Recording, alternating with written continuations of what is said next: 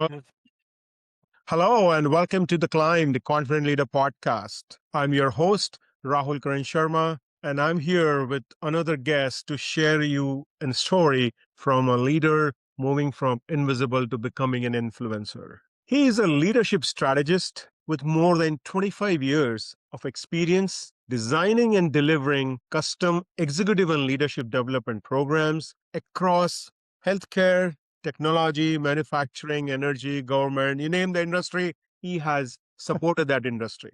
He has helped organizations navigate massive change, build stronger leadership teams, and drive measurable performance. He is a co founder and managing director of deLisser Leadership Consulting LLC and the author of Leadership Accelerators, high impact communication skills that strengthen relationship and drive results. Ladies and gentlemen, please put your hand together to one only Michael deLisser.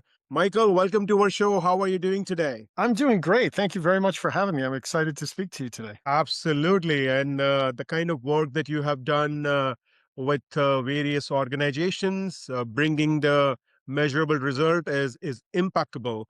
And especially on the change management aspect, where we know 90% of change management initiatives fail, according to research, not according to me, but, and Yeah. that's where you are helping. So that's amazing. We are more intrigued to dive down to your leadership journey, Michael.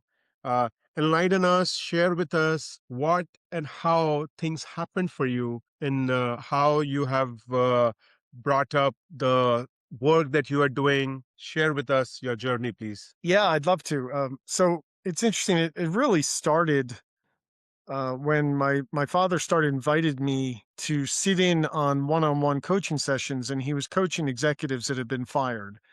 And almost all of them have been fired for ineffective communication skills or ineffective communication habits or something related to, having low emotional intelligence or and so I'll never forget the first one he brought me into, a senior vice president of finance over a Fortune 100 company. And Mm-hmm. my father was teaching him basic communication skills, listening skills, because this particular executive had been fired because he kept interrupting. He had a number of interpersonal habits that were holding him back in his career. So Mm-hmm. I sat in on it. I watched it. I was fascinated. And somewhere in the course of, watching this, I kept asking myself, this is a senior executive. How does this even happen? Mm-hmm. And so my father talked to me afterwards, and he explained to me, this is the first time I heard this concept of the Peter principle, right? Which is essentially people get promoted to their highest level of incompetence, not competence, but incompetence. And the way it works, of course, is they get promoted based on their technical skills over and over. And eventually they get to the point where their communication skills are what's going to cause them success, because they have to get results through others at senior leaders when they're senior leaders.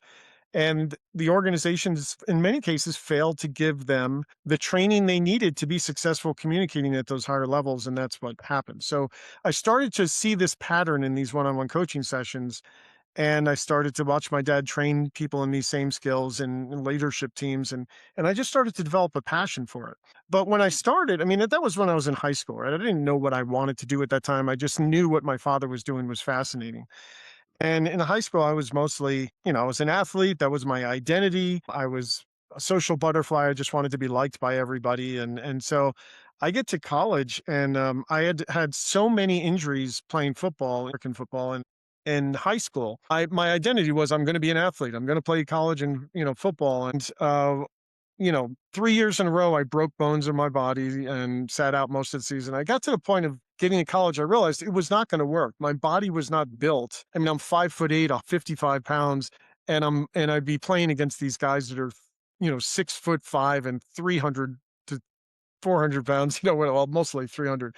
And I knew I couldn't do this. And so I had this identity crisis for the most part. I my whole identity was be liked and be an athlete, and then all of a sudden I'm at college, and I continued with the just trying to be liked piece, and I was partying and having too much fun, and eventually my father basically said, "Well, if you want to keep going to school, you're going to have to do better than this, or I'll just send you to the local community college." And that's where for the first time in my life, I started applying myself, like, in an academic setting and I started to realize I'm actually pretty smart. I mean, I went from having low grades for my entire freshman year to suddenly getting A's, and I never knew I was smart before. My whole identity was not around education, it was around being an athlete, right?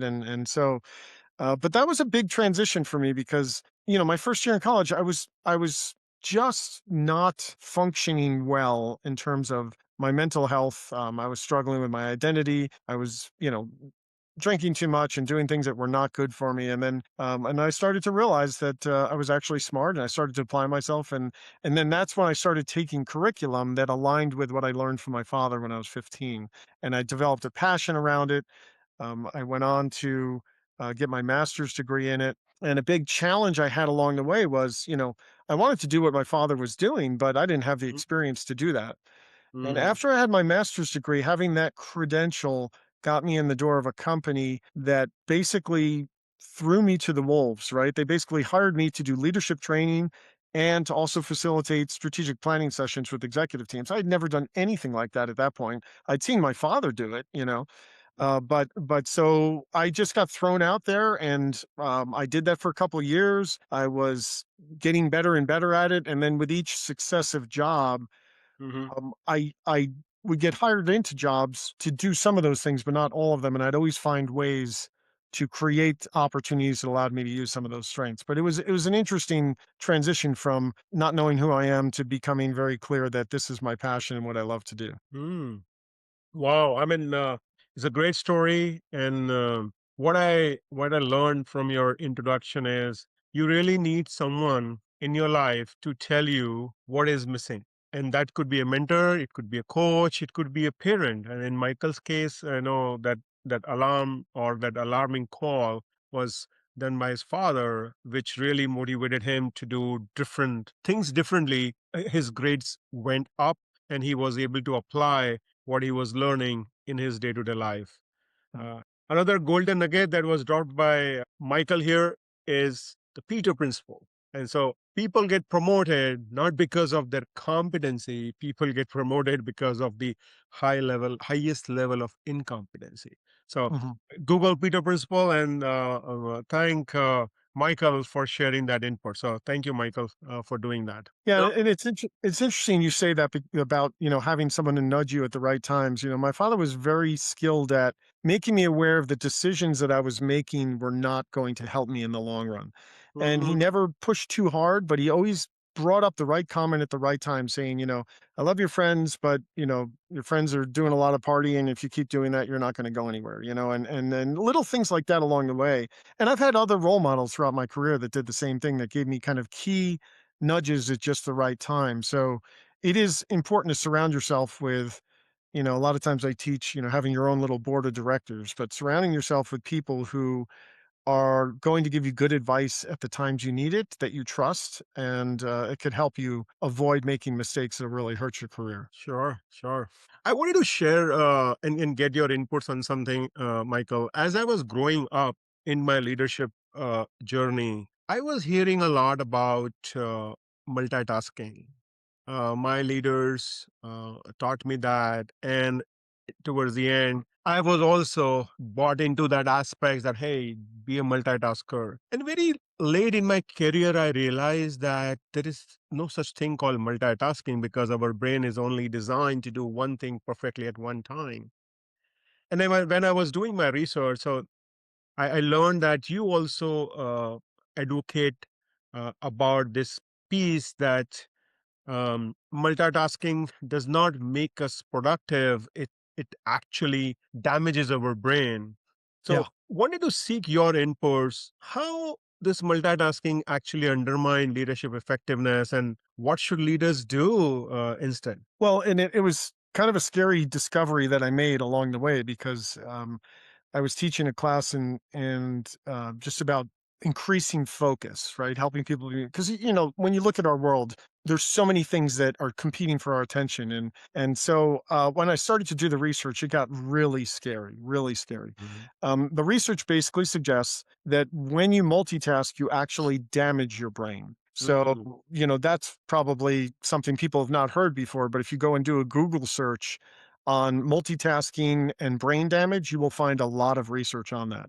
And so, what it basically does is when you're multitasking and you're switching from one task to another, and or when you're getting alerts on your phone that grab your attention and stop you from focusing, your brain is learning over many occasions to spend less time being focused. And so over time, your ability to stay focused reduces because you're used to all these stimulus and response happening. So, and then the other big takeaway from that too is that if you're in a room with someone and you're not giving them your full attention, the message you're sending to them is you're not important enough for my full attention, which is not a great message to be sending anyone in the workplace or at home for that matter. So, and look, the sources of the research were very reliable. There was one research that showed that I think it was, I want to say Stanford University. I don't have it in front of me at the moment, but they basically found that when you multitask, it's the equivalent of basically smoking marijuana and trying to work, right? And they basically say it takes IQ points off of you. And there's another study that talked about how people that think they're great multitaskers are usually the worst at doing it, and it goes on and on and on, and there's so much research. But the thing that caught my attention was the brain damage piece, and I was like, okay, people certainly don't want to have that happening. So I started training people, and I cover this in a chapter in my book. But I started training people on ways to reduce your multitasking and being more focused on the job and learn from every experience. Because when you're multitasking, you're not getting as much out of either thing you're doing. You're performing it at a lower level. And at the same time, you're also reducing your ability to learn from lessons or learn lessons from your experiences because you're not going to retain the information from either thing because you're trying to do two things at once and it just doesn't stay in your brain. So I started working with people, helping them improve learning agility, and that's the ability to draw lessons from your experience. And the big piece of that is being able to be 100% focused. So it's being a conscious listener. It's drawing lessons out of everything that you listen to, and so that became a big part of what I teach. And it's really fundamental for almost every leadership course I teach because leaders can really be pulled in a lot of directions, which causes them to multitask more, which causes them to be less effective as leaders. And so your ability to be focused and focus on one thing at a time will allow you to be better at that one thing. It'll also send a good message to other people that you're important enough for my full attention. Absolutely. So, listeners, this could be another golden nugget for you. If you're a multitasker, know that you are damaging your brain. Instead, focus on doing one task at a time, give your 100% dedication and attention, and you will see the impact it is bringing on to that person with whom you are having the conversation or to the team with whom you are working. Thank you, Michael, for bringing that to our attention. And I also noticed that you primarily focused, or one of the area of focus for you is high potential employees. And during my corporate career, I used to manage a team for high potential salespeople, and we used to do program for them. And when I was doing that, I realized that many companies are having this program called hyper program or high potential program, but the way they are identifying that individual who needs to be in the program differs from company to company. There are some companies who are okay in letting the world know that, okay, he's my hypo or she's my hypo. And there are other companies who wants to hide that fact, whether they are hypo or not. So my question for you is, as an expert who is running these programs for many organizations, what are some of the traits have you experienced or that the mindset that really separate those high potential leaders from the rest? Because in my experience, what I have seen is people are looking at the performance as the peak to identify the high potential. But I want to learn, and my audience is also curious to know, how do you differentiate high potential versus rest of employees? Yeah, and there's a very common mistake that companies make when they're putting together their high potential programs. Mm-hmm. They put people into it based on their current performance and their current role, as Mm-hmm. opposed to thinking about the future roles they'll be in and what skills do they need to to excel at those roles, right? And so when you look at the number one criteria that I would say is most important to consider when you're deciding, who gets into your high potential programs, it is their learning agility. And so I'll explain what that is in a second. But the one thing to know is 1/4 of all Fortune 100 companies use learning agility as a primary um, measurement of determining who gets into their leadership or Mm. their high potential programs. And so learning agility is the ability to draw lessons from your experiences and use those lessons to improve in whatever you're doing or to grow and become more effective. And Mm. so when I go back to the multitasking conversation we had earlier, if you're too busy multitasking, you're not learning as many lessons. You're not gaining as much out of your work because you're spreading your mind in different places. The people that really excel and move quickly throughout their careers are the ones that have learned to focus in the moment and draw lessons out of those experiences and find ways to apply those lessons. That's the number one thing, because every promotion you get, there's going to be a different set of responsibilities. And we talked about earlier how it's no longer necessarily your technical skill that's going to have you be successful. It's your ability to get things done through others. So it's relationship driven. And so Mhm. when people move from individual contributor to manager roles, they must be able to manage relationships, motivate performance, help bring out the strengths and passions of individuals and get them to exert more expendable energy so ultimately that's a very different skill set. So when you're looking who goes into the high performer or into the high potential programs, you need to be very clear. Is this person a person hungry to learn? And do they find ways to apply what they learn and get better and better? And Mm. those are the individuals that are going to move much faster than others that do not have high potential. And in fact, there's one study, and I want to say it was Lominger, but I can't remember who did it, where basically they found that people with high potential are 18 times more, sorry, high learning agility are 18 times more likely to be promoted than someone with low learning agility. And so it's Wow. really critical that you are constantly finding ways to learn. And one of the ways to do that is to be more focused and creating opportunities. I mean, any conversation you have, you can learn something from if you're looking for the lessons. It could be about the relationships, it could be about the situation, it could be about, just mistakes people are making and taking note of that and not making the same mistakes. So that's probably the most important criteria. And then the other thing to consider for high potential programs is what are the key competencies of the roles you see them moving into, and are they strong in those competencies, not the ones they're currently in, not the job they're currently in. Mm.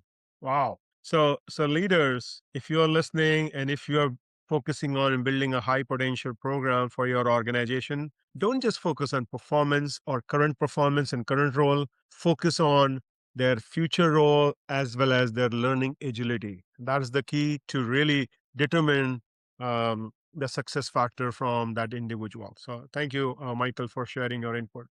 Mhm. Now, Michael, one of the challenge that I see and hear when I speak with C-suite leaders is their ability to create leaders from within, Mhm. or create leaders at all the different levels, not just at senior level.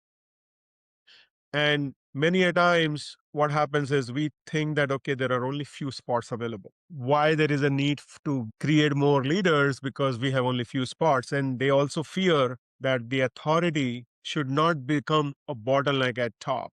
Now, what would you advise to them, those leaders who are really focusing on building their leadership team without making that authority or the power to be the bottleneck? Any thoughts, any advice for them? Yeah, and any leadership program or development program, like when people put together development plans for their people, Hmm. it should not be promotion based. And I know for a lot of times people think, oh, the next step in my career is a promotion. But look, I mean, what makes us effective in our roles is when we use our strength and when we follow our passion, right? And so when you put together a leadership development program, if you target it towards a particular role, then what you end up doing is setting up a log jam in the company. Because as you know, I mean, with each level, you have less and less people. So if you have 10 people, that are all wanting to get the same leadership role, only one of them is going to get it, right? So it's really important to remove the idea that we are preparing people for a role And instead, we're looking for development opportunities that allow those people to feel like they're continually growing and they could be ready for multiple leadership roles, right? Mhm. So, what are the core competencies that are going to be needed in these different areas? Even if it's a completely different department doing different work, what are the core competencies that are common to all of these different departments? And then get the the people that you're developing in the mindset that it's not about focusing on a role, it's about developing the competencies that give you the strengths to be able to take on multiple roles. Mhm. And when you do it that way, people don't feel like they're stuck, you know, "Oh, I can't get that because someone else just got that role," right? But instead, what you're doing is continually finding ways to develop them, continually making them feel like you're committed to their growth, and when you do that, they're gonna love their job because they're constantly growing, even if it doesn't mean a promotion. So Mhm. it's really important for companies to put together their programs not with a mindset of I'm prepping a person for a specific role, but I'm giving them an education, giving them experiences on the job experiences, because those are the best ones to learn from, that will allow them to accelerate their careers and be successful in multiple roles, maybe in different departments. And sometimes, leaders that do go through different departments instead of straight up are typically better leaders because they have a better understanding of how the organization works because Mhm. they have now tried out different departments and they found ways to understand how these different departments work together. They get a more systems thinking approach and they don't think just in terms of the one vertical. Sure. And one of the challenge I have seen, Michael, is people are recommended for the program or a leadership development program after they have been identified to become a leader. So it's more of a very reactive approach many leaders take versus taking the proactive approach of building the future pipeline of leaders within the organization, building the leaders who could be great mentors. Because before you become a leader, you start mentoring and you really make sure that you are liking this role, Mhm. because ultimately once you become a leader, it's everything is not looks greener to you. There are those dark patches as well which you need to walk on, and sometimes people are not ready. So Yeah. I really like this thought process of yours, where the company should invest in people, not keeping that promotion in mind, but keeping the thought process of investing in people, keeping the thought process of building future leadership pipeline. So that's so great for our today's leadership. Can I add one thought on that? Because Yes, please. Yes. another thing that's really important when you're deciding on leadership programs is to look at your bench strength on key skills, right? And so a tool that I recommend that companies always use, and if you can imagine it, it's like a spreadsheet down the side, down the column, you have all of the critical tasks we need to be able to deliver as an organization or as a department in Mhm. order to be able to meet our customers' needs. And then across the top, you have the names of all the possible employees that you may want to do those tasks.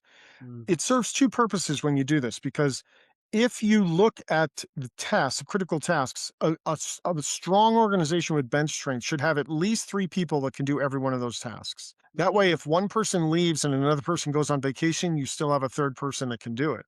And so when you're putting together your programs, first identify where are your vulnerabilities. If you have two or three tasks in which they're critical to organizational success, but you only have one person that can do those tasks, you are setting yourself up for bad outcomes in the future if that person leaves your organization for any reason. So when you put together a development program, can you put it together focusing on creating depth in the few skills that are needed? So when you're creating development opportunities, well, here's a skill that we only have one person able to do. Maybe we can get that person to train two other people to do it, or maybe we can find a way. But you want to make sure that you have depth at all those key things so you don't have a service stoppage or a breakdown somehow. And so it's really critical to consider what are the organizational current needs and strategic needs, and then build that into how you build the leadership program as well to make sure that you're not just giving people development opportunities, but you're giving them development opportunities in areas that you are vulnerable as an organization. Mm, wow. And as you were sharing that response, one leader's name came to my mind who was part of my team way back in 2004 and 5. And he implemented this practice, Michael, that everyone in a team should know each other's job. Mhm. So they were just rotating. It was just not the team leader who should know everything. Even the individual contributors were being trained or groomed to know the different tasks. And that was such a phenomenal exercise he used to do. That way, the people really learned.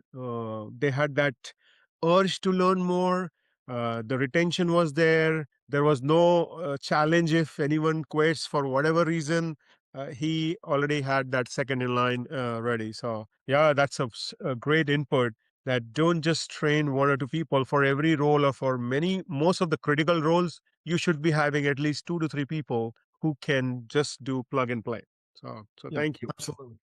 And one of the other challenge, Michael, that I have seen in many organizations is, people wait for their title, people wait for their authority to really showcase their leadership skills. Mm. And I know you are a strong advocate of leading without authority. Can you share with our audience any story or any example of how the influencing methods that you teach to your students achieved meaningful change for them? Yeah, and so when you talk about those situations, leading without authority, there's two things that come to mind. One is if you're thinking about your own career, Mm, you need to own your career. You can't wait for someone to give you an opportunity, right? And so mm, there's been multiple times in my career where I put together pitches to get to do something I wanted to do as part of my role. Because look, leaders are getting pulled in all different directions. They're focused on just delivering at their level. They're not necessarily always thinking about your development. So a lot of people they'll feel like they're stuck. They'll get frustrated. I'm not getting development opportunities. Well, what are you doing about that, right? What can you do to make sure that you are putting in front of your boss what are the things you want to do, volunteering for things that are cross functional, any of those kind of situations is critical that you take ownership of that. Quick example, I worked for a company. My job description did not include delivering strategic planning, but I wanted to do that. mm. So I put together an elevator pitch, and I knew that the COO, the regional COO, was on the same floor as me, and I knew I'd eventually bump into him. So I put together a pitch, and that pitch basically was 1.5 minutes maybe long of, "Hi, here's my name. Here's what I do. One thing that I've done to help executives in the past is this. If I did that, here are the benefits to you. If you want to use me, I'd love to do it for you."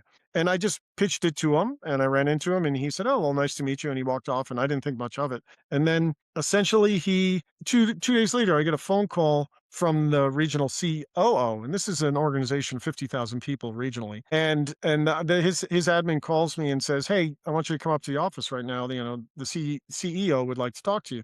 I hadn't even met the CEO yet, right? So I get in the room, and the COO and the CEO are in the room together. And the COO says, "This is the guy I was telling you about." And then next thing you know, a week later, I'm facilitating strategic planning for the executive team. And then that Wow. that went so well. During that session, when I was facilitating it for the regional CEO, he calls in the worldwide CEO, who's responsible for more than 150,000 employees. And he says, "Yeah, you need to use this guy." And so I did the same process for the worldwide CEO, but it was because I created the opportunity. I didn't wait for someone to Mhm. do that, and so that's one thing that you have to do is make sure that you are um, creating those opportunities for people. I don't, Sure, sure. What a great story. And I'm I'm not suggesting that everyone should do that, but you need to own your career. And not everyone will be so lucky to get the result that Michael got in his scenario. But the process that he's talking about is take initiatives, volunteer, don't just do whatever is part of your job responsibilities. Provided, if you don't want to grow, if you don't want to invest in yourself, that is a different story. But if you're always thinking that why I'm not growing, why I'm not getting promoted, why I'm not being considered for that relocation or for a different job, ask yourself, what are you doing differently? Are you just doing part of your job responsibility, or is a part of your job description, or you are really taking that initiative to help the organization go next level? I think you will be surprised that once you start taking those initiatives, then sky is also not the limit for you. You will just go in gung ho to take on those things. Thank you, yeah, and Mike, for telling that story. the most important thing to keep in mind when you're doing that initiative, when you're trying to pitch wanting to do something, Mhm. is to always do it in terms of what's important to the other person, not what you want, right? Mm. And so if you go in and say, I want to do this, I don't feel like I'm getting development opportunities. Right? But if you can turn it around and say, look, I would like to do this for the organization because what it would do is produce this outcome or produce this benefit, or here's how it would help you personally as a leader or the organization as a whole. And so if you focus it on the outcomes for the greater good, and in particular, the outcomes that are important to the person you're pitching it to, that makes your chances of being successful much better. Because otherwise, it comes across like you're just thinking about yourself and your own development instead of thinking about how you can contribute to the greater good. Absolutely. Absolutely. Now, Michael, your book, Leadership Accelerators, is now available on Amazon. Uh, can you give us a preview of that book so that our listeners know more about it and get an opportunity to buy it from Amazon? Yeah. And so, just a little history on that book. I spent, more than 15 years writing it. Originally, I wanted to write it with my father because he had written a book previously, and I thought it'd be a great activity. He was showing signs of Alzheimer's, and it turned out that he was far enough along with Alzheimer's that he wasn't able to really help me with it. So I put it down at that time. I'd written a bunch of it, but I'd put it down. And over the next 15 years, I became much better at what I do, and I got many more experiences and examples. And I started to see over time that there was three things that leaders were really struggling with that were holding them back and be able to make the next step to be successful at the executive level or other areas. And so, um, once after this 15 years had passed, I'm glad I didn't write it back at the time because the book became way better. And what I realized is that people don't need me to just give theory. They don't need me to just give, nice ideas of what to do. They need me to give them ways to improve their self-awareness and ways to improve their skill once they know what they need to work on. So the whole book is about helping people know where they are in terms of strengths and weaknesses in three key areas of executive and leadership success that Mhm. are all related to communication skills. And what I do is I give in almost every chapter, I give self-assessments where they can identify where their strengths and weaknesses are, or they could ask other people to give feedback. Once they do the self-assessment, I give them activities they can do to immediately improve their skills in any of these areas. And then I also give them kind of tools for how do you create new habits around these skills, because most of the communication skills that are holding us back are things that we learned earlier in our lives that are not effective communication habits. And once you become more aware of those habits, you can be more effective in leveraging your strengths and or minimizing your weaknesses around them. But the three things the book focuses on are increasing your emotional intelligence, Mhm. and that's underlying for everything else because you have to be able to understand and have high self-awareness, which is one of the four areas of sorry, emotional intelligence. You need to have high self-awareness, and that's the focus of everything is first develop your awareness in this area. And so that's one of the three areas. The second area is increasing your awareness of your current communication habits. I call them culturally learned communication habits because in our upbringing, we have lots of things that lead to our habits. The family communication is probably the biggest one. One of the first stories I tell in the book is of an executive, and this is the one when my father was coaching the executive because he kept interrupting people. And he kept cutting off them at the end of the sentences. And that was a habit he learned because he grew up in a family where there was lots of kids and they had to compete for attention. And the way that they got attention from their parents at the dinner table was they interrupted each other, you know, Mm. and that's great. It worked in the family, but it doesn't work in the workplace, right? So, Yeah. so one of the key things you have to be able to do is develop self-awareness, and those habits are the second area that's really important. The third area the book focuses on is on um, really navigating your personality strengths and learning how to leverage them, and then also understanding where your personality causes you potential vulnerabilities and weaknesses and learning how to reduce them.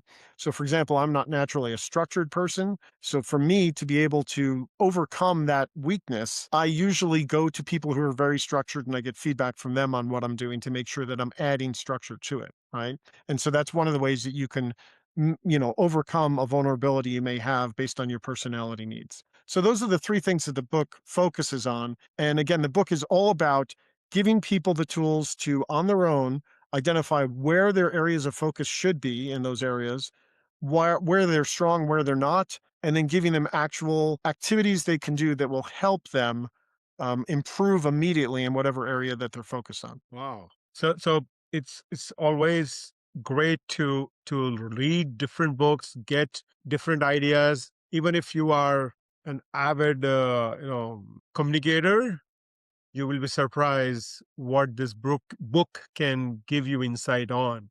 And it is always a progressive mindset we need to have when it comes to learning. So I would highly recommend Michael's book to all the leaders who are really wanting that change to happen, wanting that influence to happen from them, and who really want to make an impact, build a legacy.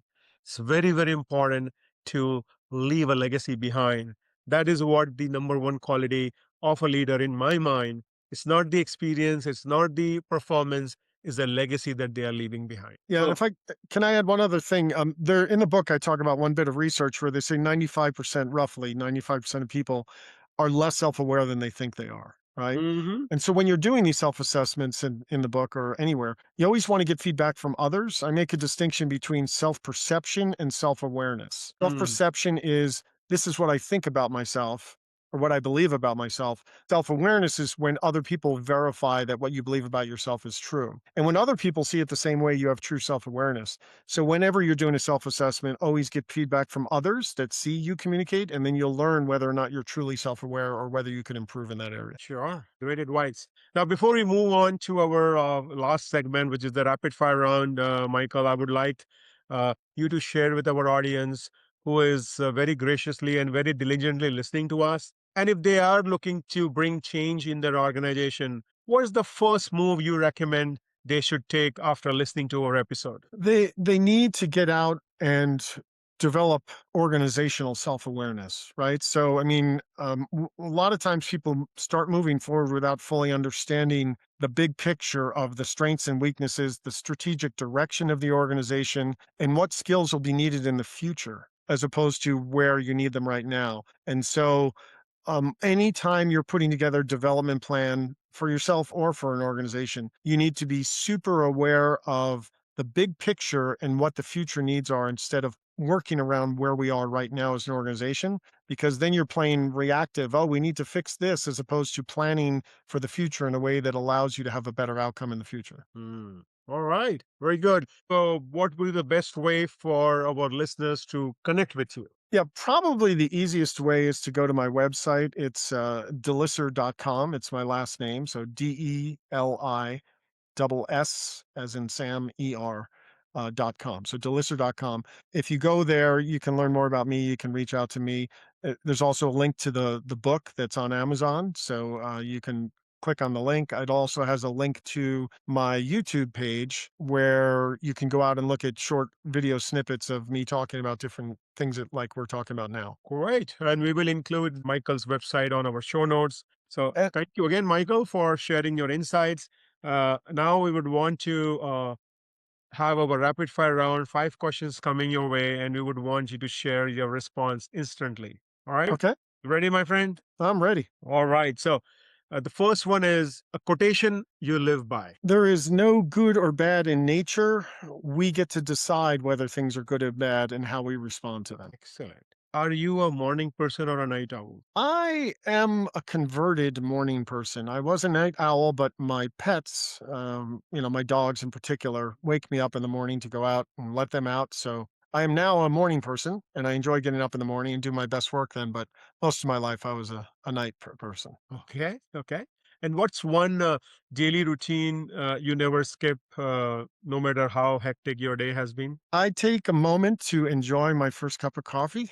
Mhm. And I happen to live in places that are beautiful, but I'll find something, to just sit and set the tone for the day of just being thankful and appreciative of what I have and my opportunities in life.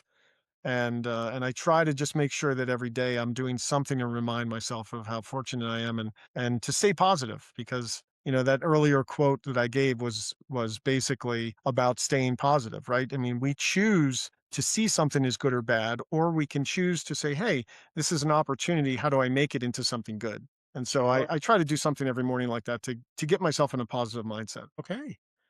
What's one leadership skill you wish someone would have taught you earlier? I would say to see all feedback as an opportunity to grow. I Mm. think earlier in my career, I would get a little defensive when people gave me feedback because I thought my ideas were great, and I learned very quickly through a few roles where they required me to get hard feedback all the time that even if I'm hearing things I don't like, that's the type of feedback you want to hear because it will allow you to make the most improvement. And if it's a blind spot to you or something like that. So for me, it's all about making sure that I'm doing everything I can to set my ego aside and absorb all feedback from anybody and see if there's a way I can turn it into something positive that allow me to grow or improve. Sure. Wow. And last one, if your career were a Netflix series, Michael, what would be the title of season one be? Uh, the first thing that comes to mind to me is Ferris Bueller's Day Off. And so, if people don't know that movie, they won't know, but it's a story about a kid that gets away with everything Uh huh. and his sister gets away with nothing. And throughout the early part of my career, I was constantly pushing the limits, trying to get opportunities to do things that weren't part of my job description. I even had, when I left one job, they did a roast of me, and I had one person literally say, working with you made me feel like Ferris Bueller's sister because you got away with everything and I got away with nothing. So that I would say my for early in my career, I did a lot of things like that where I was pushing to make things happen, and that's what comes to mind. Wow. Great. Well, Michael, it has been pleasure to have you on our show. Thank you for sharing your insights and wisdom with our listeners. Uh, Now, listeners, this is now your time to leave comments with your biggest takeaway from the show. Leave it on YouTube or LinkedIn, whichever is applicable, but do share your inputs. That really means a lot to us. That really will help us in building such more episodes in the future.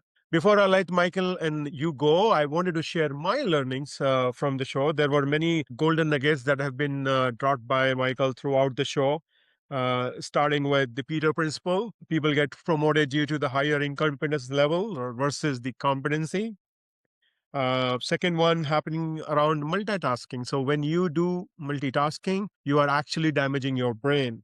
So focus on doing one task at a time, do it with 100%, whether it is having a conversation with your team member or working on a program, working on a report, or writing an email. The third one is around high potential employees. So the learning that I had from Michael was focus on the program in focus on identifying the high potential based on their learning agility and not just current performance and current role. Learning agility as well as their future role, future skills that they need to have. And according to research, individuals having learning agility, they have opportunity 18 times more likelihood to become a successful individual. So that was something great learning for me. And finally, own your career, volunteer in order for you to focus on leading without authority. You need to own the career. You need to own the purpose that you are having. You need to own your workplace because there is only you and only you who is responsible for your success. There is no one in between. You cannot just throw a name of your manager or a company or a colleague that because of them you could not achieve what you wanted to. Don't do that. It's your career, it's your life. Own it. That's pretty much it. Thank you again, Michael, for being here on the show. Any final words of wisdom before we let you go? Yeah, thank you for having me. I would just say to people, the last point you made there, own your careers, right? You can choose to be upset with your current situation, or you could choose to do something about it. And as long as you do something about it in a constructive way that's good for the organization, you'll create your own opportunities. And I think that's so true and such an easy, low hanging fruit for people to do to help their careers. Sure, sure. All right. Thank you again, Michael, and thank you, listeners, for listening to us, watching us, and showering your love. Appreciate it. Have a blessed day. Thank you.